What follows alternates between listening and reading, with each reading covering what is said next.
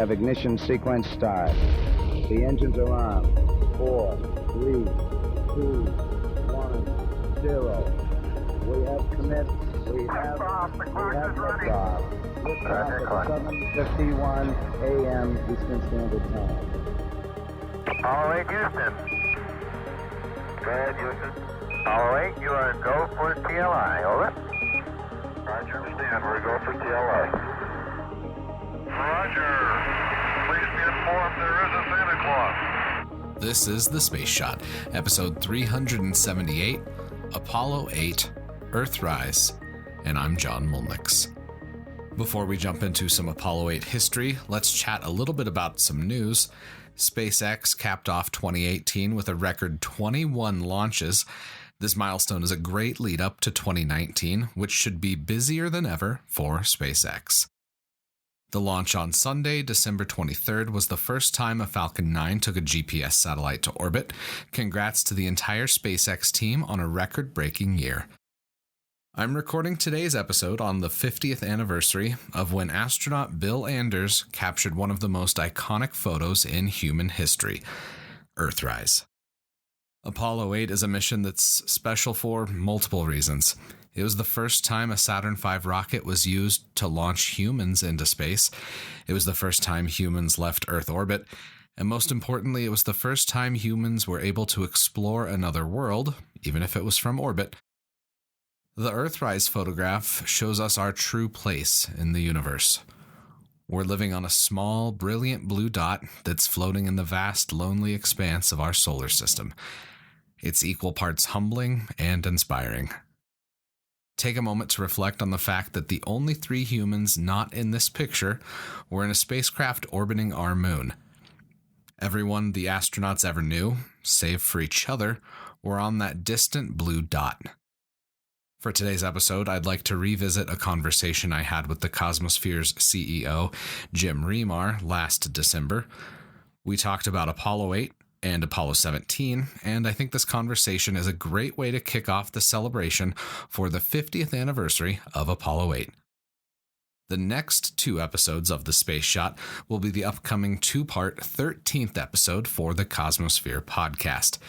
You'll hear audio from the Earthrising panel with astronauts and flight controllers, plus my chat with some space hipsters that were in Hutchinson for the event. Before I leave you with the interview with Jim, I'd like to wish all of my listeners here on Earth a Merry Christmas. Thank you for listening to the show and for engaging all the time on Facebook. It's one of the best Christmas presents I think I could ask for. Thank you. Today I'm talking with Jim Remar. We're going to be going over Apollo 8 and Apollo 17. Welcome back to the podcast, Jim. Thank you. My pleasure. It's good to have you back. You're the first repeat guest, so that's kind of cool. I'm excited and honored. So we're going to start out Apollo 8, the first mission around the moon. Talk to us a little bit about the history of that mission. Sure. Apollo 8 is probably one of my favorite, if not my favorite mission. Unfortunately, it gets lost in the luster of Apollo 11. But the first time that human left the gravitational pull of Earth and went to another planet, when they went around the moon. And so for me, that was an incredible mission because up to that point, we had only experienced LEO. Yeah. And not knowing what was going to happen, and even if we could get to the moon and back, was a pretty awesome undertaking. And the fact that they did so and did it successfully was incredible. And it obviously was a precursor and paved the way for the momentum or the monumental undertaking of Apollo 11. Well, I mean, talking about precursors, Apollo 8 wouldn't have happened had it not been for Mercury and Gemini. Absolutely. So, absolutely. Apollo 8 obviously owes its execution and success to the Mercury and Gemini programs. Yeah. Mercury really paved the way for humans to begin exploration when they determined that humans could work in LEO, undertake different types of testing and stresses, and then Gemini was really what paved the way for the lunar missions. Without Gemini, there would have been no Apollo 11 or Apollo 8 for that matter. And speaking of Gemini, if you're here at the Cosmosphere, there's Gemini 10 downstairs? Yes, Gemini 10. All right. Yep. So you've got to see that. That's one of my favorite ones to look at when I'm here. Last time we talked, you talked about how the White Room's your favorite space artifact. Was that one used for Apollo 8? We're not sure. Okay. So there were 3 White Rooms. Okay. And unfortunately, there is nothing that indicates which missions came through the respective White Rooms. So, unfortunately, there's no paper trail that said, okay, missions A, B, and C came through this White Room. So we like to joke that, all the historic missions, Apollo 8, Apollo 11, Apollo 13, all came through ours. But unfortunately, we aren't for sure which ones. I think that's okay. You can cherry pick the good missions. Absolutely. Oh my God, look at that picture over there. There's the Earth coming up. Wow, that's pretty. Hey, don't take that. It's not scheduled. You got a color film, Jim? Hand me a roll of color, quick. Oh, man, that's great. Where is it? Quick.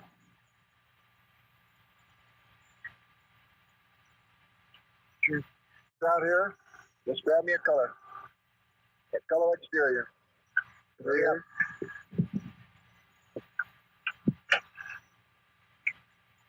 That one? Yeah, I'm looking for one. C368. Anything, quick. Here. Got it. Yeah,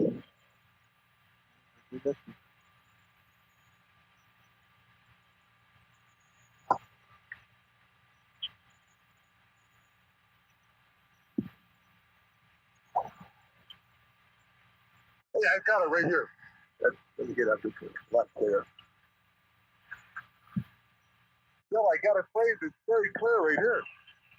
Got it? Yep. Take several of them. Here, give it to me. Wait a minute, let me just get the right setting here. Now, just calm down, Bubba. Oh, I got it right. Oh, that's a beautiful shot. 250 at F11.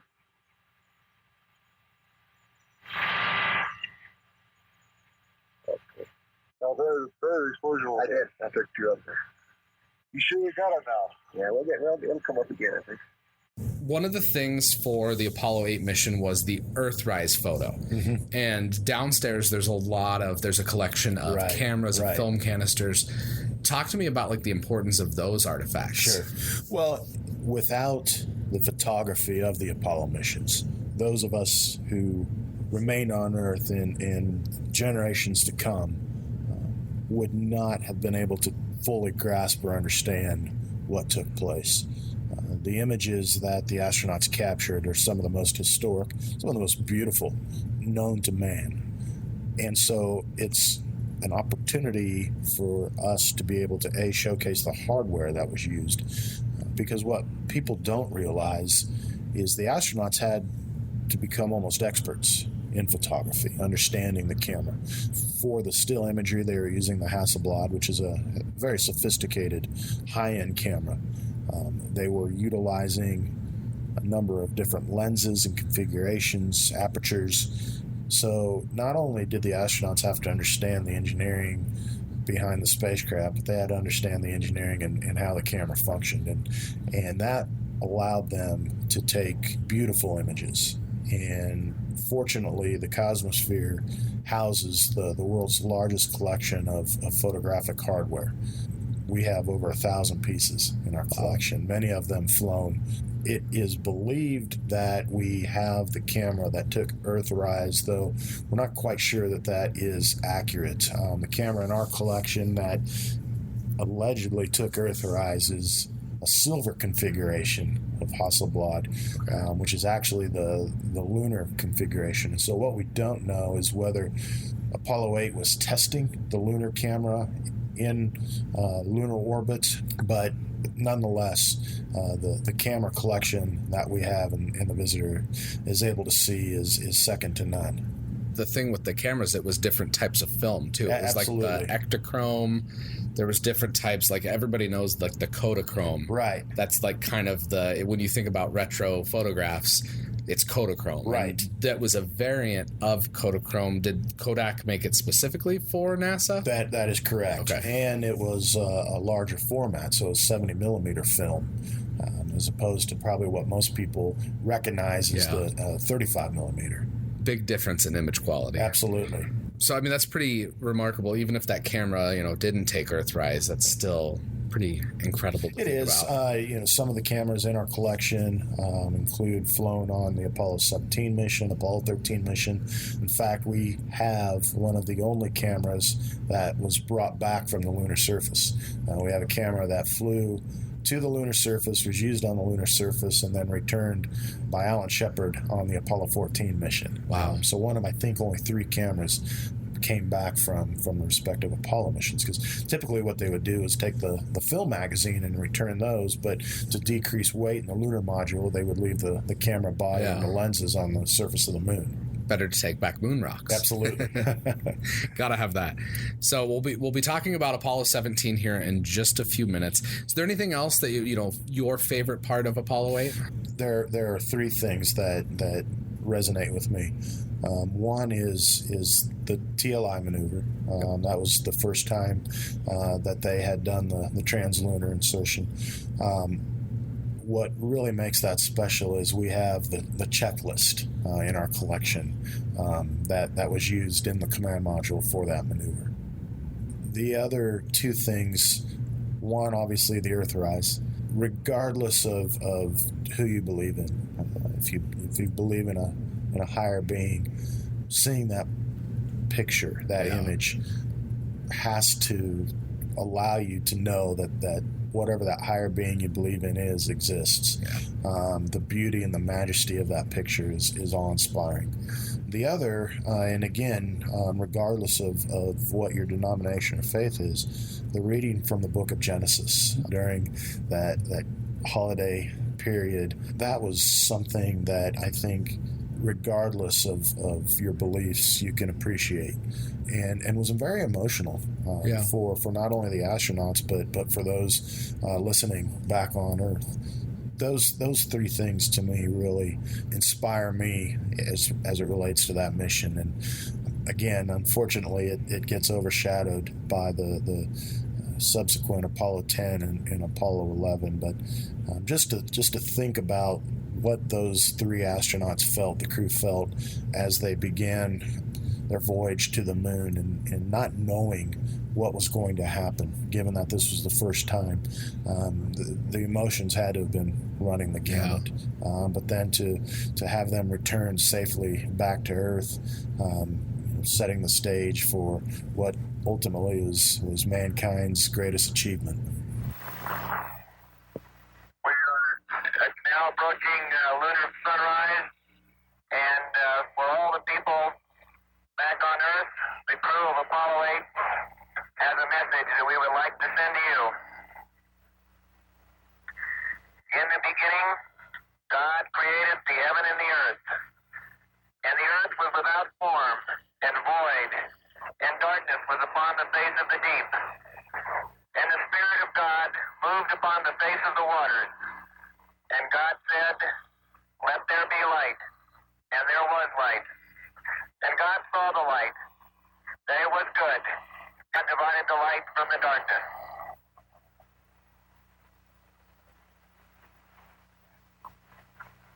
And God called the light day, and the darkness he called night, and the evening and the morning were the first day. And God said, "Let there be a firmament in the midst of the waters, and let it divide the waters from the waters." And God made the firmament, and divided the waters which were under the firmament from the waters which were above the firmament. And it was so. And God called the firmament heaven, and the evening and the morning were the second day.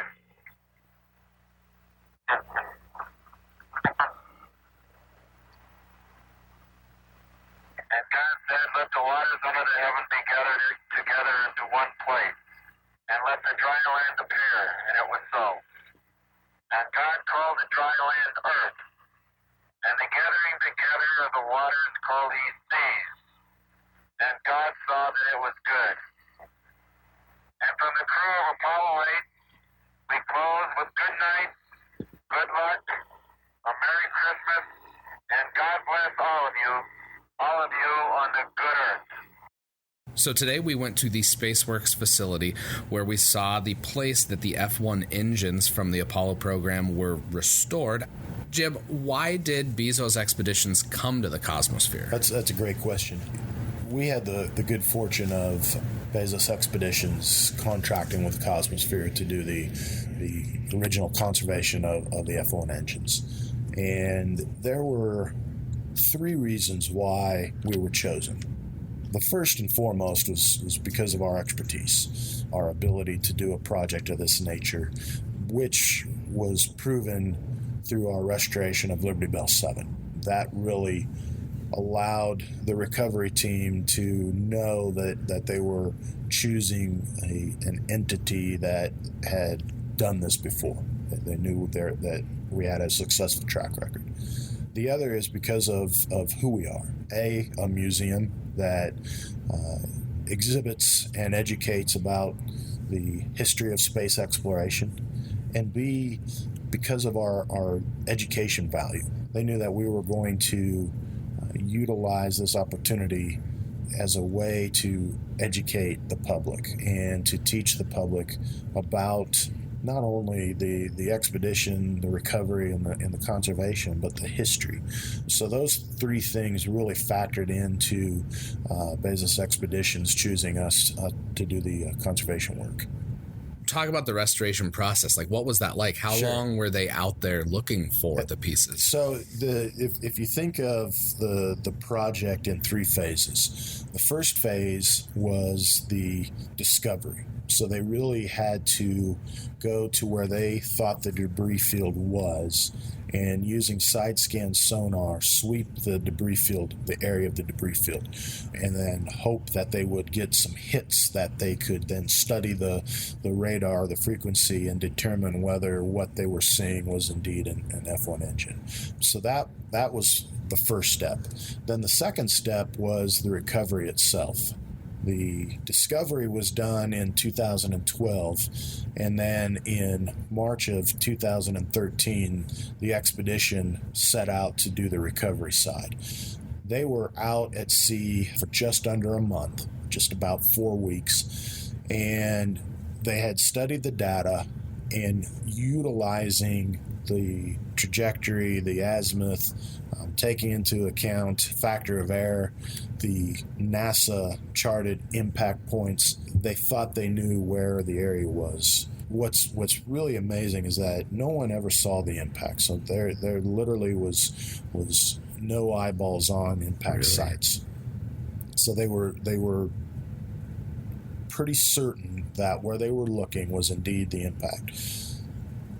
The sole objective was to recover something from Apollo 11. But in this specific area, you had 6 other missions that the S1C, the first stage, splashed down in this area. So they were mining a huge area, huge debris field. And the first time that they ever saw the engines was when they dropped the ROV for the first time.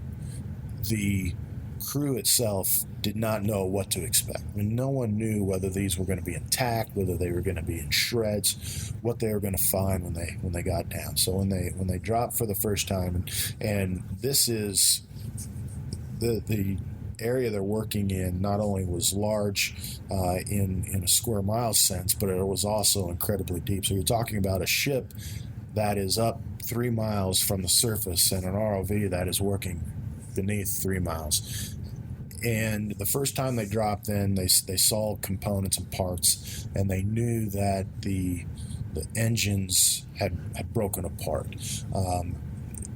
It's theorized that the thrust plate, the main plate that the engines were attached to in the S1C, probably remained intact until they hit the surface. The S1C is 110 feet tall, 30 foot in diameter, but was mostly aluminum, so it probably broke up as it began its descent. And we're talking a descent from about 42 miles high. Yeah. The thrust plate in the 5 engines probably remained intact until they hit the water. the surface of the ocean. And they probably impacted going, somewhere between 400 and 600 miles an hour.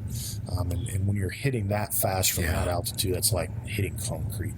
So they deaccelerated, and then as the air became lighter, as oxygen dissipated, the further they went, then they reaccelerated.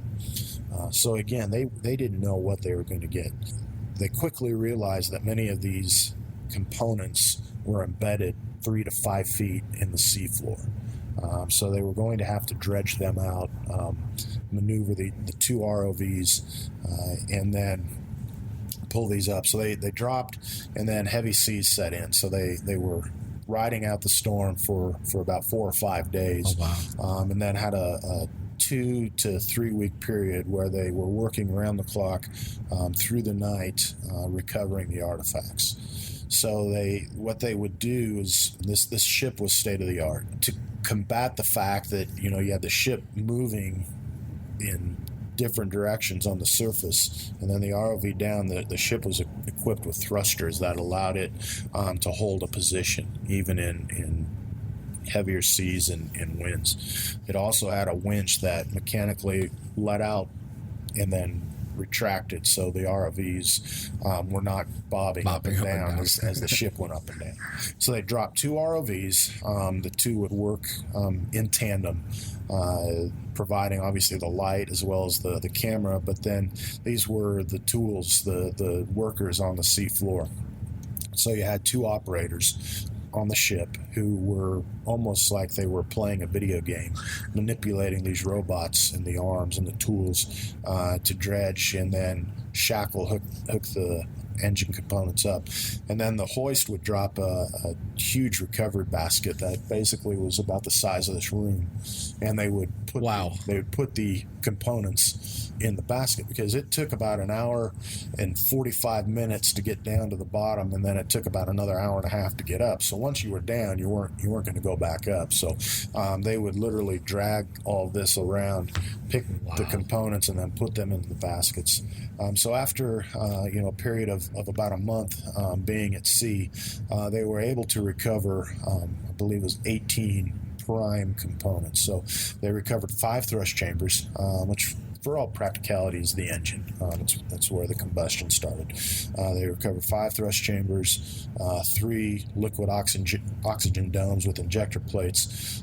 They recovered 2 turbo pumps, 2 heat exchangers, and then 1 nozzle section. So about 25,000 pounds. Wow. So when they finished the recovery process, they still at that point didn't know whether they had an engine from Apollo 11 or not. They brought the components back to Canaveral, where the Cosmosphere oversaw the offloading.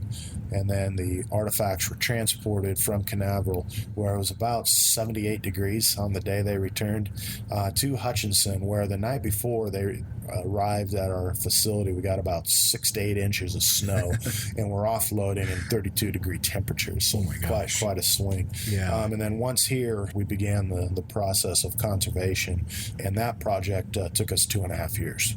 Wow. So the restoration process, that's pretty involved. It is. Because those engines had spent, almost a half century at the bottom of the seafloor. Right. And between the salt water and the pressures, what does that do to artifacts like, the engines or the Liberty Bell 7? It sure doesn't do them any favors, that's for sure. It really depends on the material.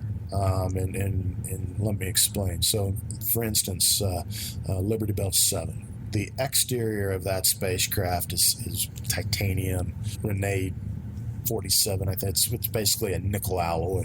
Incredibly robust materials. But on the inside, you're dealing more with aluminums and weaker materials. And so, at that depth, you're combating 3 things. You're combating pressure. You're combating salt. And then you are combating electrolytic activity. So there's a lot of electric energy at those depths. And that electrolytic activity begins attacking the material. So, for instance, Liberty Bell 7, initially the heat shield, which was made of beryllium, was intact. And so that electrolytic activity attacked the beryllium heat shield, and that was really the sacrificial lamb, if you will. So think of a big battery. That was the anode. So once the beryllium heat shield was basically disintegrated, that moved interior to inside the capsule and began attacking the instrument panel.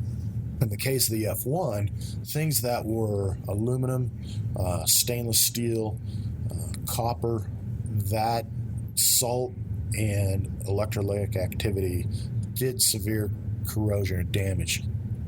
Fortunately, the vast majority of that engine is made up of an incredible material called Inconel, and that is a super alloy, one of the strongest materials known to man, and really withstood the corrosive issues at that depth. The other factor was as it relates specifically to the F1s, depending on where they were found, there were heavy deposits of calcium.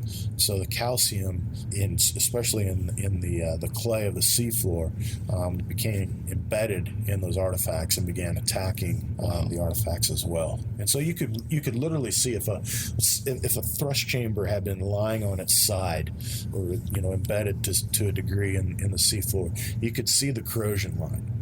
Where the artifact was in the seafloor, you could see the corrosive nature of the calcium deposits in the seafloor. Wow. Calcium, I guess I've never really thought that it could be damaging to something. We're always told, get your calcium, it's good for your bones. Not good for spacecraft. Good to know.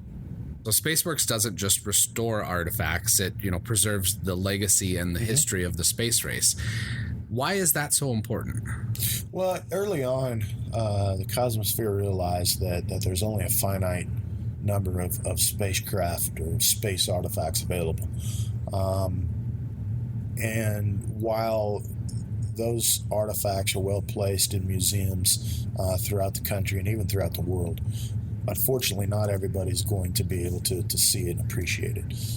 And it's important for us to be able to produce something that is historically accurate, high fidelity, so the public can understand what got us to the moon, how we explored space, to hopefully spark or ignite an interest. If somebody is watching the movie Apollo 13 and is inspired because of what was accomplished in bringing that crew back safely, then in part we've done our job. And so we always want to ensure that we're doing whatever it is, whether it's through our education programs, our exhibits here, or fabricating replicas, doing something to preserve the history, to be able to tell the story, but inspire that next generation. To commemorate not just Apollo 17's visit to the Valley of Torres Litro, but as an everlasting commemoration of what the real meaning of Apollo is to the world, we'd like to uncover a plaque that has been on the leg of our spacecraft that we have climbed down many times over the last 3 days.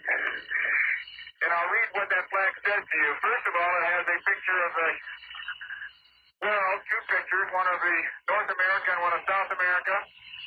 The other covers the other half of the world, including Africa, Asia, Europe, Australia. It covers the North Pole and the South Pole. In between these two hemispheres, we have a pictorial view of the moon. A pictorial view of where all the Apollo landings have been made.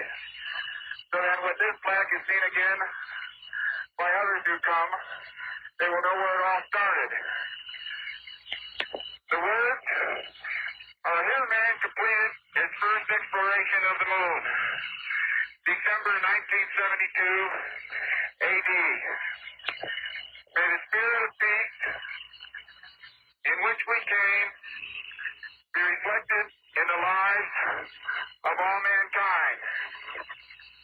It's signed Eugene A. Cernan, Ronald E. Evans, Harrison H. Smith, and most prominently, Richard M. Nixon, President of the United States of America. This is our commemoration that will be here until someone like us, till some of you out there who are the promise of the future, come back to read it again and to further the exploration and the meaning of Apollo. Apollo 17, we started today's episode off with a discussion of the first mission around the moon. So I think it's fitting that we're ending with the last Apollo mission to the moon. December is kind of a big month for space history. Absolutely. So it's really a great opportunity to sit down and talk. I want to talk about the legacy of the Apollo program and also, future flights. Sure. But first, Apollo 17. Talk to me about it. Apollo 17 is really a bittersweet mission. It's a historic mission, obviously, in that two astronauts explored the surface of the moon. They went further and did more exploration than previous missions. But it's absolutely bittersweet because it's the last time that any human has touched foot on the surface of the moon. I guarantee you that the astronauts, Gene Cernan and Jack Schmitt, thought that there would be another mission to the lunar surface long before we have even started to talk about going back to the moon. The fact that we're sitting here in 2017 and it was 1972, December 1972, when that mission left the surface, is really a shame. So on one hand, while that mission is very historic and one that I look at fondly, it's one that as a country we need to realize that too much time has passed in between, and it's time for this country to start moving forward again and to doing what we do, and that's explore, and that's to chart new territory, try new things, and unfortunately we've lost that. We've lost that inspiration, and I hope as we come up on the anniversary of that mission, we can all pause for a moment, take a step back, and recognize what was accomplished during the Apollo program, but also understand that it's time for this country to start moving forward again. It's one of the things that we'll talk about here a little bit at the close, but the National Space Council, giving us the news that the moon is going to be a destination here again soon, just as kind of a stepping stone. So hopefully that will materialize. That's the third time they've had that objective in the last 20 years. I think both Bushes had that as an objective, and now it's an objective again. I'm hopeful that at some point we stop providing lip service to this and actually do it.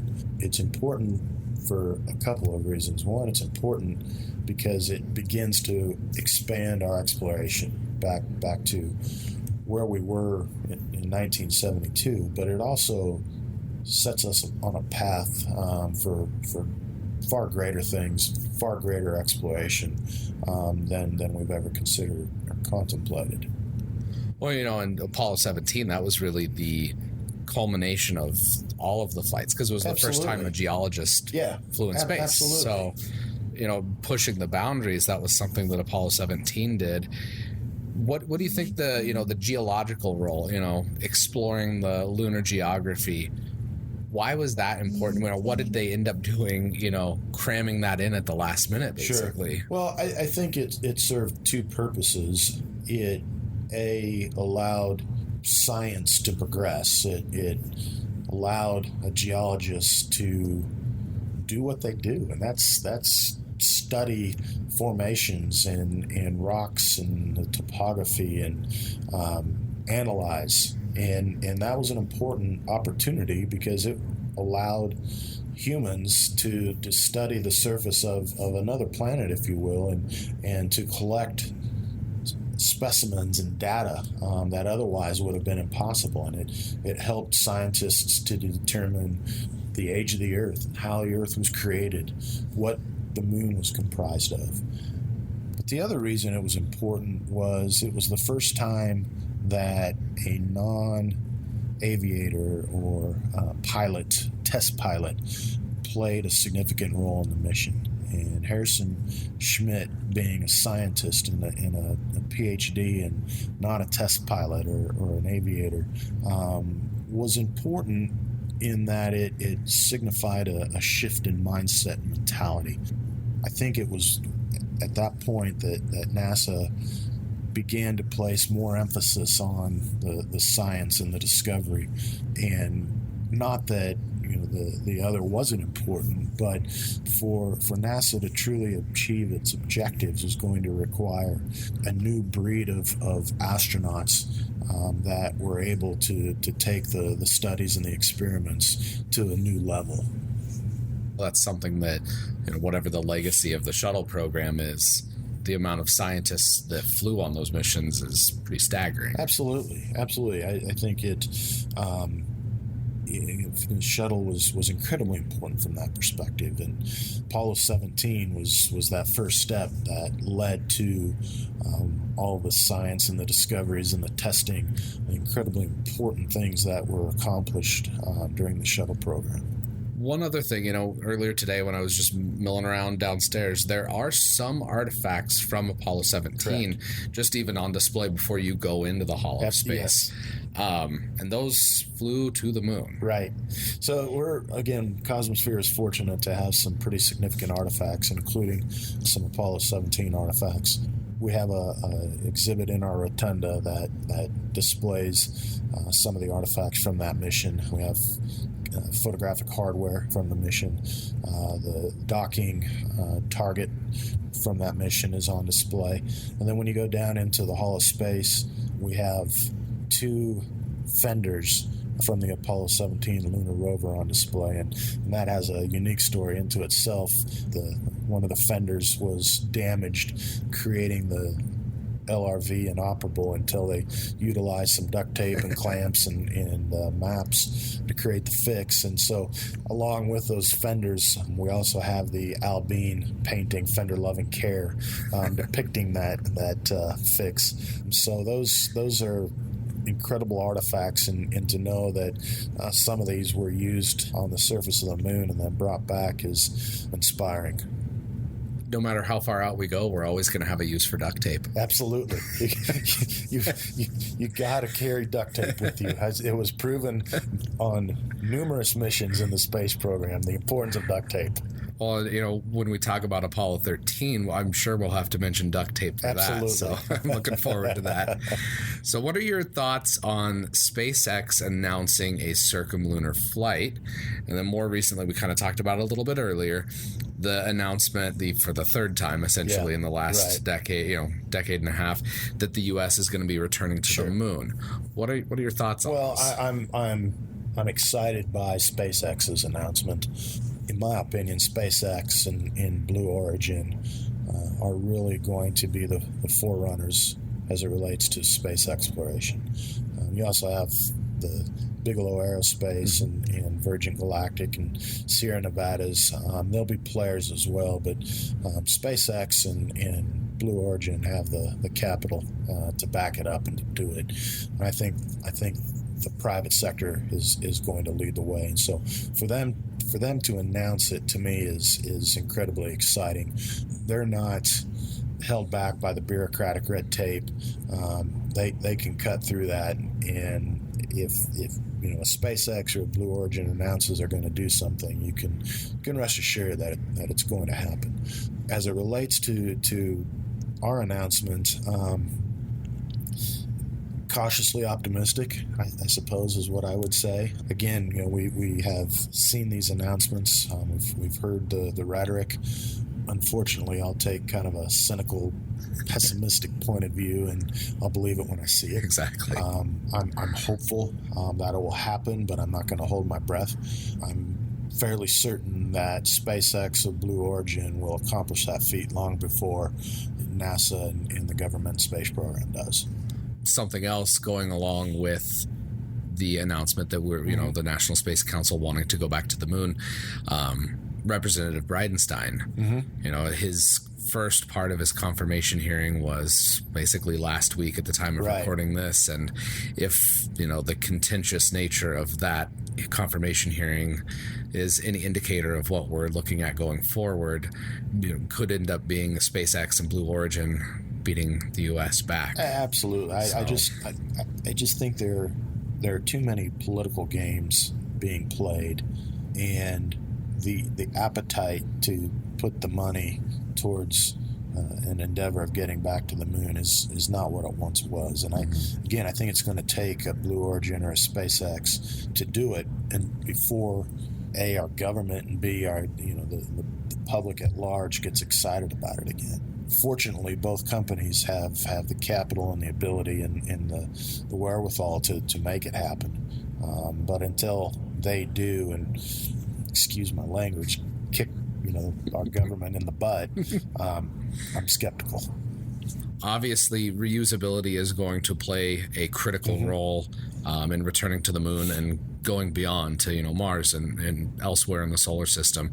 December is also the anniversary of SpaceX landing an orbital class booster for the first time back in 2015, and then also recovering a Dragon capsule for the first time back in 2010.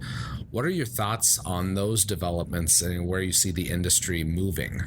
Those are all incredibly positive things because it decreases the cost significantly. I mean, one of the reasons why the shuttle is no longer flying is because of the significant cost associated with flying the orbiter. The way that the SpaceX and the Blue Origins have been able to go about it is they've engineered hardware that is efficient, effective, but also is not so astronomical in its price tag that it's become ultimately cost prohibitive.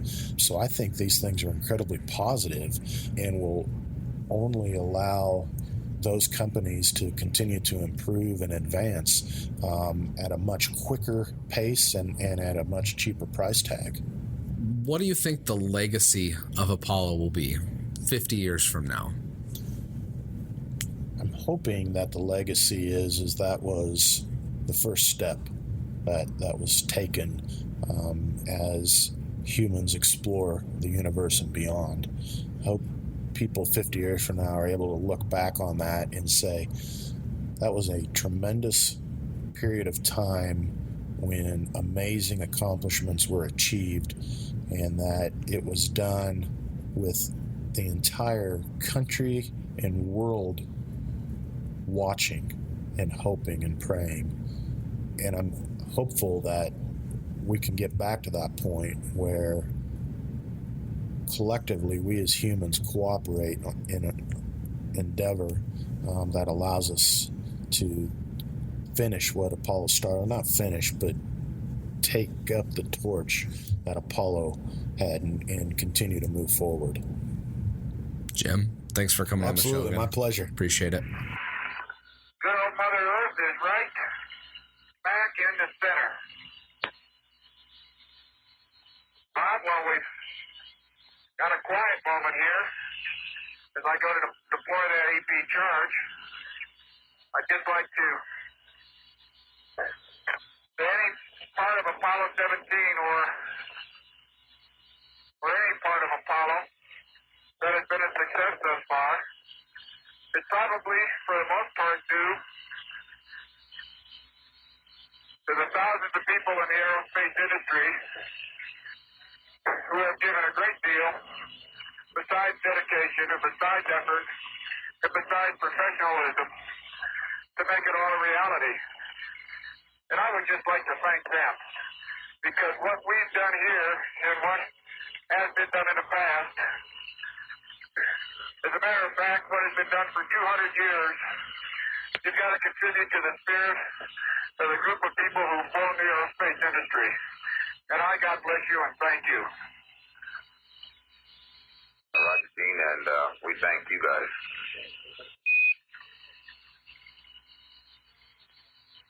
Now, we're just two little sets of twinkle toes here. There's a lot that goes to getting this rubber running out here that we don't have much to do with. guess there might be someone else that has something to do with it, too. And I've been reading his sign. Maybe not from him directly, but his in spirit as we run up and down that ladder. And that's Godspeed, the crew of Apollo 17. And if he's listening, I'd like to thank him, too. If you're new to the Space Shot, I would appreciate if you could subscribe and leave a review in iTunes. The more reviews we have, the more people find out about the show. Also, I appreciate everyone that interacts with me on Facebook, Instagram, or Twitter. You can follow the Space Shot on Facebook. Just click one of the links in the show notes, and you'll get daily space history in your feed. Until next time, I'm John Molnix, and I'll catch you on the flip side.